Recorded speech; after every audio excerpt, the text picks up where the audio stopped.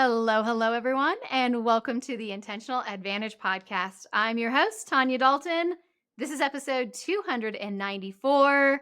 We are so close to 300. It is kind of crazy. I have to say, it is so good to be back. I was excited about my first episode back after my radical sabbatical, but I was not anticipating so many emails and notes, so many people who responded to the podcast episode or to the brand new Substack, which has been fantastic. I have had such a great time with that. We'll talk a little bit about that on today's show. But today, our focus is going to be talking about how to stop living on autopilot. I think a lot of us do this. We follow the routine of how life works and we do the same things over and over again. And it starts to feel a little mundane, a little routine, a little like, I guess this is just the way life is. So, on today's episode, I'm going to have John on the show with me again. If you listened to my last episode, you know that John is now going to be joining me on almost all of these episodes as my producer. So, he'll be talking in the background, we'll say like 30% of the time, kind of popping in to give his 2 cents in. So, it feels more of a conversation instead of me just kind of talking to an empty camera in an empty room, which feels very lonely. So today we're going to dive into habits, routines, and rituals. What's the difference? What do they mean? And how do we really make them work so we can stop living on autopilot? Are you ready? Let's get started. Does your life spark joy? I'm not asking if your life is good or if life feels okay. Does it spark joy? When was the last time you slipped into bed at night and thought, today felt amazing? Because if it's been more than 2 or 3 days, that's too long. I'm Tanya Dalton, a best-selling author, motivational speaker, 7-figure entrepreneur, and oh yeah, wife and mom. So I get it. I understand the stress of daily life, but as a productivity expert, I'm here to help you choose the extraordinary life. This season, we will be exploring how we can create more joy and intention into every single day, and it doesn't have to be so hard. This is the Intentional Advantage. I want to talk today about habits. I want to talk about habits, routines, and rituals because habits are a really important part of our productivity. If you've listened to this podcast for any length of time, you know we've talked about habits. Or if you've read The Joy of Missing Out, you know I talk about habits. There's practically a whole chapter just on habits because habits really do make life so much easier. It allows us to get things done without having to use a lot of that brain power. That's really important. In fact, Duke University has found 40 to 50% of our daily actions are actually habits. That's not the first time you've heard me say that stat. I say it all the time because I think it's so astounding. Because I think so often when we think about habits, we think of things like biting our fingernails or whatever the bad habit is that we don't want. That's what we think of as habits. But habits are just things that we do without thinking about them. So things like when we put on our clothes every day, we put in the same leg first into our pants. When you tie your shoes, you tie the same shoe first every single time. For me, it's my right. Are you team right or team left? But we all do that because if we had to think every single time about putting on our pants or, buttoning the button on our pants or putting on our shoes or brushing our teeth, can you imagine how exhausting that would be? We would be so worn out. We wouldn't have enough brain space to think about anything else.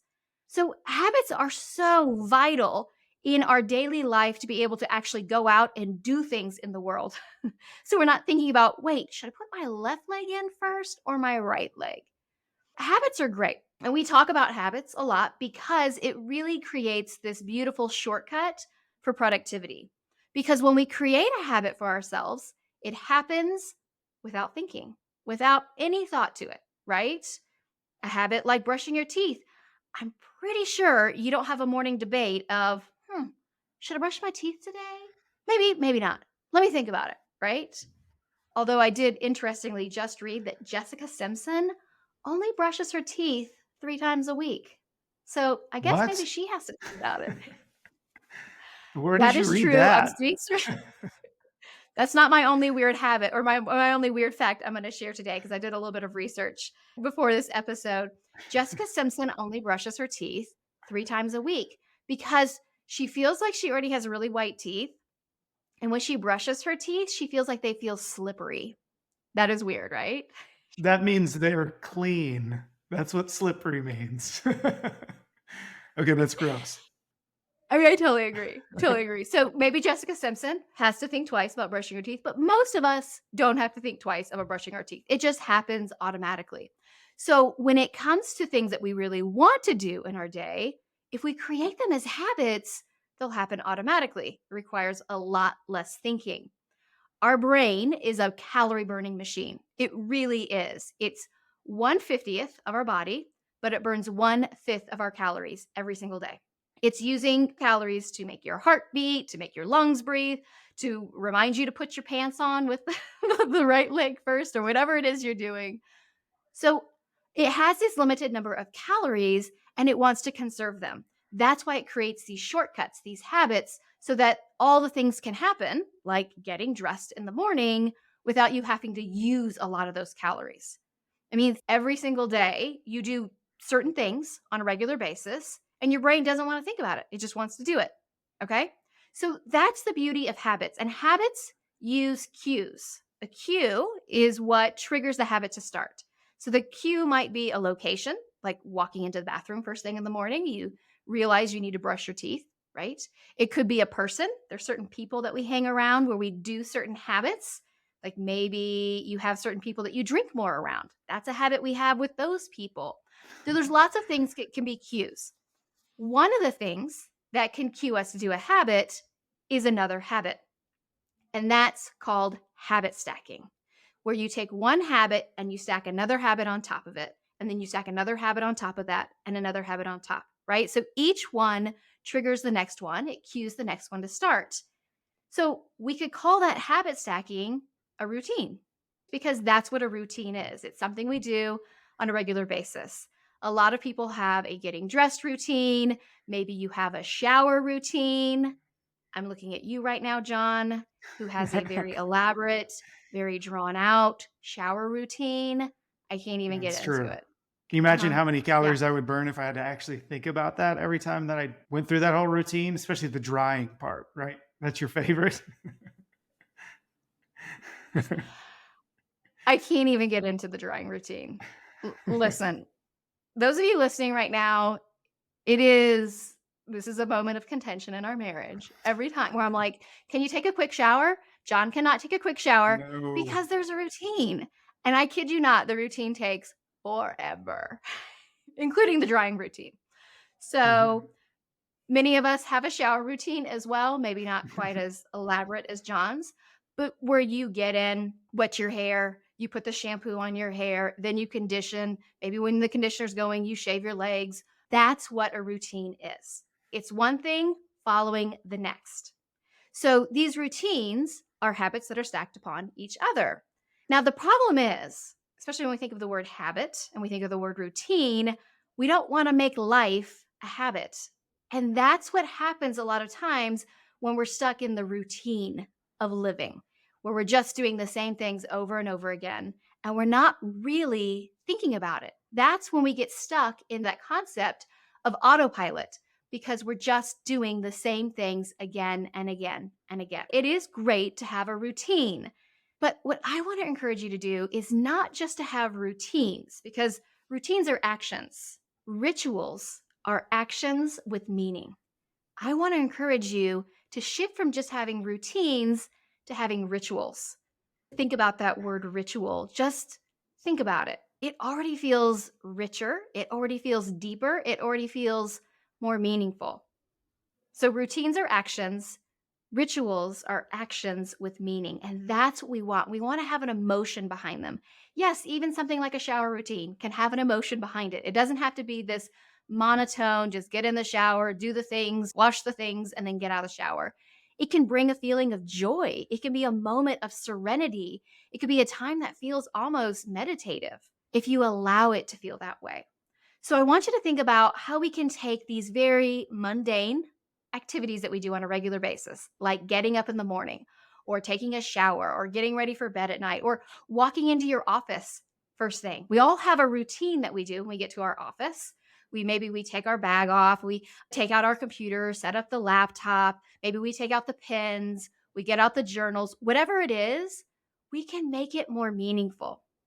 And a lot of times when I'm talking about rituals, I like to equate it to a Japanese tea ceremony. When I first created the Inkwell Press planners, that was exactly my inspiration for why I wanted the planners to be designed the way that they were, with the thick paper and the beautiful imagery inside, because I wanted it to feel beautiful. I wanted it to feel intentional. So you can go and drink tea, right? You can just go get a cup of tea, put some hot water in there and drink it. No big deal.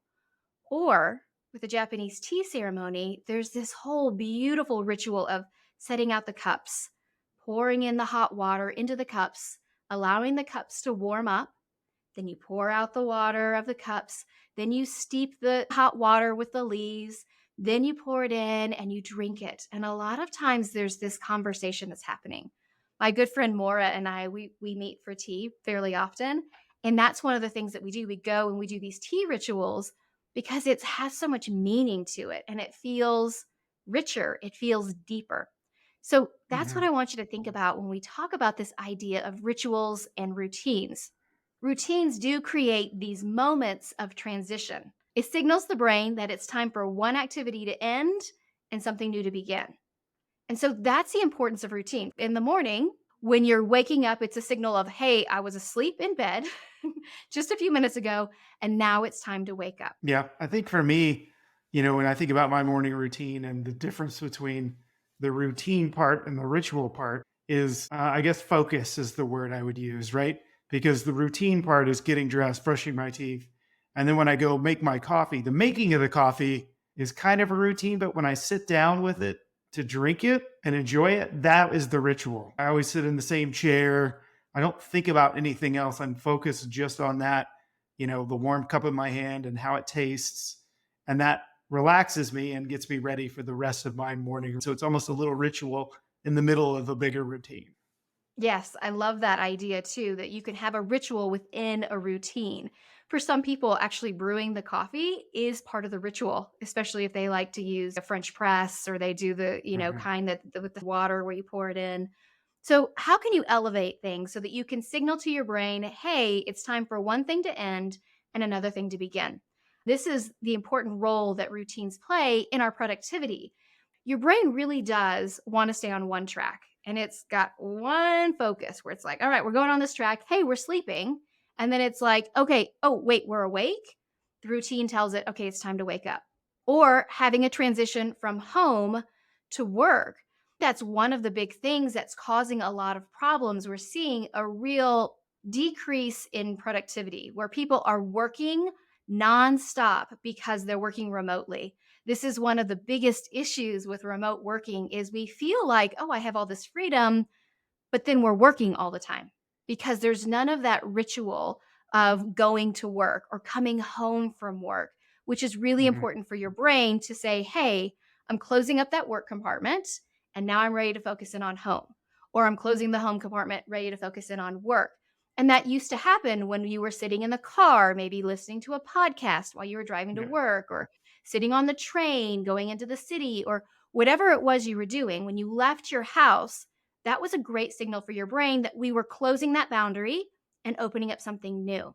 So we really want to be mindful of that, even if you are working from home. I know for me, I have rituals that I do that signal to my brain, okay, I'm still working from the house. I'm still here. I'm in the same place, but I'm doing different things. And that might be for you pulling out certain materials. Like I pull out certain folders and I pull out my computer and I sit in a certain spot and I do certain things to trigger to my brain, all right, hey, we're in work mode. And that Mhm. allows you not to have that blurred boundary. The blurred boundary is what causes you to feel like you're constantly working, especially when you're a remote worker, feel like you're constantly working and you're not able to get back into that routine of work and home life. Yeah, I know for me that kind of drive time, right, in my old work life, going from the office or coming back to the house was really important. And you tell a good story about that in one of your talks. I think for some people, you could almost do like a virtual drive time, and in a sense, that's what I do when I sit down with my coffee. Sometimes I'll even listen to the morning radio show program that I used to listen to when I drove to work, give myself a container of time to do that.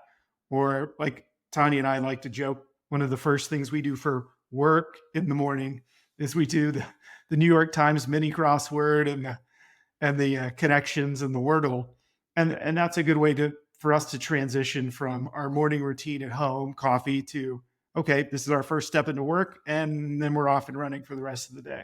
Yeah, we do. That's our work, and we also hassle our kids if they haven't gotten their work done, which is the Wordle, the connections, and the mini crossword.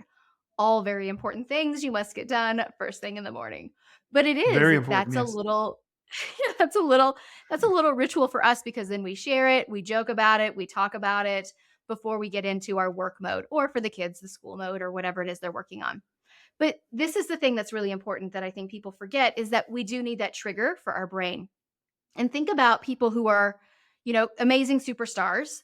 We hear about these pre-show rituals that they do before they go on stage. All of the major stars have these amazing rituals that they do that are very important to them that they have to do. Stephen King, who is probably one of the most prolific writers of our generation, maybe ever, quite frankly, he gets up every day and he does the same thing. Because for him, he says writing is like self hypnosis. And so he's getting himself into that state. So he sits down sometime between 8 or 8:30, not 7:45, not 8:45. He has to sit down between 8 and 8:30. Then he takes his vitamins. He listens to music. He sits in the same seat. He puts his papers arranged in exactly the same place. And he says it's the cumulative purpose of doing things in the same way every day seems to be a way of saying to his mind, you're going to be dreaming soon. Because for him, writing is a form of dreaming. Winston Churchill, that's another guy who did a lot of rituals. He had a ritual to separate morning work from afternoon work, taking a nap. That was one of the things that Winston Churchill did every single day is he took a nap right after lunch. For me, I have a ritual to separate morning work from afternoon work. I always do after lunch, I do an hour of growth time. So generally around 1 o'clock to 2 o'clock is my time where I like to either take a course or I'll do a meditation or I'll do some journaling, some self-reflection, something that gets me thinking. And that helps separate morning from afternoon in my mind. Otherwise, it feels like one long day and it just feels kind Mhm. of like a gauntlet in my mind. So that's my way of dealing with that. I looked at a lot of famous people's rituals. There's a lot of fascinating things out there. Some of them are really weird. I did want to share with you this is not exactly a ritual, but it came up. I thought this was strange. Morgan Freeman, whenever he travels, he makes sure that he wears two gold earrings. Do you know why he wears two gold earrings? You'll see him, any picture of him. He's got these two gold hoop earrings in his ear. Do you have any idea why he does that, John? No, I have no idea.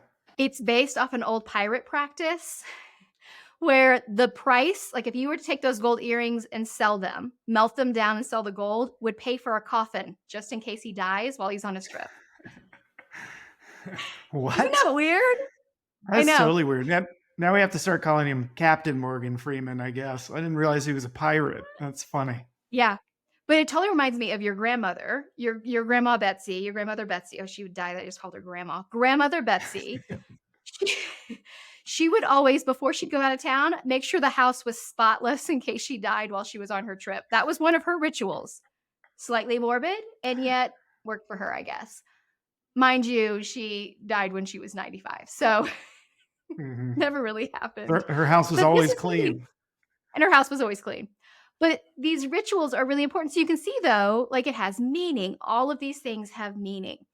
And so that's what's great about having these rituals. I know for me, during my radical sabbatical, when I didn't have any structure, when I didn't have any plans or any big goals I was working on, I felt like I was drifting. I like to say to John, when I feel really unmoored, when I feel really unstructured, it feels like I'm floating in a giant pool and I don't know where the edges are. And that to me feels very unsettling. I like to know where the edges are. They don't have to be close, they don't have to be nearby. I just have to know where they are. And I think most people feel that way in some way, shape, or form. And that's why I think really good productivity isn't rigid. It's not stifling. I don't know about you, but I don't like these things where it's like you have to do this, then you have to do that next, you have to do these things. I don't live by a have to lifestyle because it just doesn't suit me. And I don't think it suits most people. We want our productivity to be loose and flexible. It's like scaffolding. Right? It creates the structure so we can do the things we want to do, but it's not going to constrain you. And so I think that's really important, and that's what I love about this idea of rituals is it creates that structure, but it also creates the meaning. You've heard me Mhm. say before, it's not about managing our time, it's savoring the moments. I love that word savor because I think that it just speaks volumes of what we're looking for. We're not looking to go through life ticking off the boxes of what we've done. We're looking for experiences. We're looking for these moments with the people that we love, doing things that we enjoy. These are our $1,000,000 minutes that you've heard me talk about in the Mhm. joy of missing out, creating this intentionality so that we can be connected, that we have these deeper, richer lives that feel meaningful. And when we go through life checking the boxes of what we think we're supposed to do, life doesn't feel so meaningful. I love that word savor too. And the first thing that came to my mind, which I guess is the first thing that comes to my mind a lot of times, is food.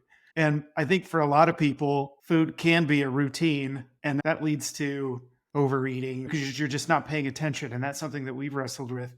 I think some people, a routine for food works if you're like one of those hardcore fitness people and you got to have your two dried chicken breasts and a can of tuna for breakfast or whatever, because they have a different set of priorities. But for you and me, food is a ritual, right?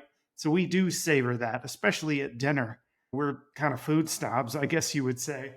But we take a lot of time and a lot of pride planning what we're going to have for dinner. You know, that's the first thing we talk about for our weekend plans is, oh, what are we doing for food, right? And we plan that out, and everything else is kind of planned around the food. And we enjoy those rituals of also cooking and eating together. So for me, it was like, figure out what is important to you, and that's what should be a ritual. If it's something that's not as important to you, like brushing your teeth, still important, but not something you want to necessarily savor, that's a routine. That's a habit. But those rituals, those things you really want to enjoy, make it a ritual. Yeah, I like that. I think that's so true. And we do. We revolve everything around food. John and I are such foodies, and I love to cook. That's one of the big things for us is what do we want to cook? Let's figure out what food we need to get from the grocery store. And it's this whole ritual of things that we do together. And then we enjoy the food together. Food is one of the ways I express love for people. And so it is. What are the things that are important to you? Routines give us structure, but rituals give us purpose. So that's why I like recipes for cooking, but I don't like recipes for what routines are supposed to look like. There's a lot of recipes of this is what you have to do in the morning, or this is how a productive morning begins. We see these all the time. The 50 million things that the CEOs, the top CEOs do before breakfast. And quite frankly, it's like 72 hours worth of tasks they get done before breakfast. Like, come on. And then what ends up happening is we feel like we failed because we're not reading the 4 books like Bill Gates does before he gets on his treadmill for 45 minutes, before he drinks his fruit smoothie, before he starts his first meeting. Like, we're setting ourselves up for failure by trying to fit into what other people say we are supposed to do. So there's a lot of recipes out there for what a successful morning looks like. For example, there's like the 5 a.m. club, which says you should spend 20 minutes on vigorous exercise, 20 minutes on reflection, 20 minutes on growth. Well, okay, but what if I want to work out for 45 minutes? What if I don't want my exercise to be vigorous? What if I want it to just be stretching? You do you. There's also the morning miracle, which wants you to do 10 minutes of savers.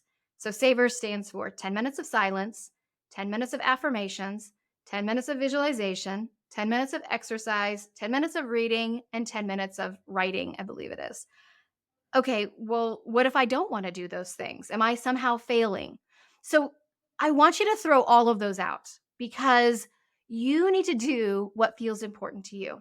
So I want you to think about what does the ideal morning look like to you? And even bigger, the bigger question is, how do I want to feel? When I'm going through this ritual, how do I want it to feel? Because if you have 75 things you need to do in your morning routine, I can tell you how you're going to feel. You're going to feel stressed. You're going to feel stressed. You're going to feel strapped for time. You're going to feel worn out, and you're going to feel like you haven't done enough because, quite frankly, you're not going to have time to get it all done. So let's zoom in instead and say, how do I want to feel? What's important to me? Let's tackle those couple of things, get them in the morning, and then we can go through the rest of our day. You can always put some of those other things in. Like for me, I do, time on growth and things like that. I do that in the afternoon. As I mentioned earlier, that's part of my ritual, closing the morning and opening up the afternoon sessions for my work. So what is it that feels good to you? This week, or actually today, when this episode drops, I'm going to pop into Not Rocket Science, my new Substack, and I'm going to share with you a blueprint for an intentional morning. Now, here's the thing. That blueprint is not going to tell you have to do 10 minutes of this, then 25 minutes of this, then 43 minutes of this, right? We're not doing any of that. We're going to start focusing in on what do you want to feel? What do you want to do? What would be meaningful to you? Okay, now what time do you want to wake up? Because that's a big thing too. I think there's a lot of people in this world who don't really want to get up at 5 a.m. And that's okay. Just because you don't get up at 5 a.m. doesn't mean you're not productive. Doesn't mean that you're somehow failing. So let's figure out what time you want to get up, what time you need to leave, and then we'll back in and go, okay, we've got 45 minutes there. What do we want to get done during this morning routine while still getting ourselves Right. dressed and all those other things? I won't wake up at 5 a.m. unless I'm going on vacation, catching an early flight. Now I'll get up at 5. A normal day? No. I mean, I don't think you want to be around me if I got up at 5 a.m. every day. I would be a grumpy disaster. So that doesn't work for everybody, including me. So if you don't get up at 5 a.m., you are not failing. That's not the secret to being a $1 million CEO or anything like that. That just works for some people. Yeah, can we get rid of that? That's the secret to success. That's the secret to being the high power CEO. That's the secret to being the better manager. It's honestly, it's not about getting up early. It's about what you do with your time.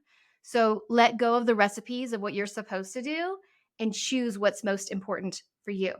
So I want you to go through that blueprint for an intentional morning to really think about what is it you want. So if you go to tanyadalton.com/connect, you'll get to my Not Rocket Science website. That's my new resource hub, I guess you could call it. It's my Substack, and that's where I'll post it. If you're already on my newsletter list, you're going to get that in your inbox today. So watch for that to come, because I want you to think about what it is that's important for you. Letting go of all the shoulds and have tos and must dos. What is it that you want? And then let's go from there, because it's going to feel so much more meaningful. It's going to feel so much more intentional. And truly, that's what we want. And I think, to be honest with you, I think this week for our Thursday thread, for the discussion that we have over there at Not Rocket Science, I want us to be thinking about, and I think this is the question I'm going to post, is what habits that you already do can you elevate, right? There are some habits, there's some things in our lives that we're already doing that we can elevate and create and make it into a ritual. So I'll do I like that as that. our discussion question. I think that'll be really interesting to see. And it's a really good place to get ideas from other people as well. So if you haven't joined my new Substack, I'm so excited about it. It's been fantastic. TanyaDalton.com/connect. I love it because already I'm connecting so much deeper with so many of you because you're replying to the posts, you're going in and popping into the discussions. And it's kind of like what we're talking about today. It allows us to go deeper and have richer conversations. And that's really what I've been looking for. So I hope today's episode has gotten you thinking about habits, routines, and rituals, and really creating that intentionality behind them. Because truly, when we have these little moments of intentionality and joy that we scatter throughout our day through our rituals and upgrading those routines to making them feel so much more meaningful, that's when we've got the intentional advantage. Ready to take action on what we talked about on today's episode? The easiest way to get started is my 5-minute miracle mini course. It's normally $97, but you get it for free when you join my free Substack. It'll boost your productivity and it will double your happiness. Plus, you'll get access to all kinds of extras from the podcast. Just go to tanyadalton.com/connect. And don't forget to follow The Intentional Advantage on your podcast player so you never miss an episode.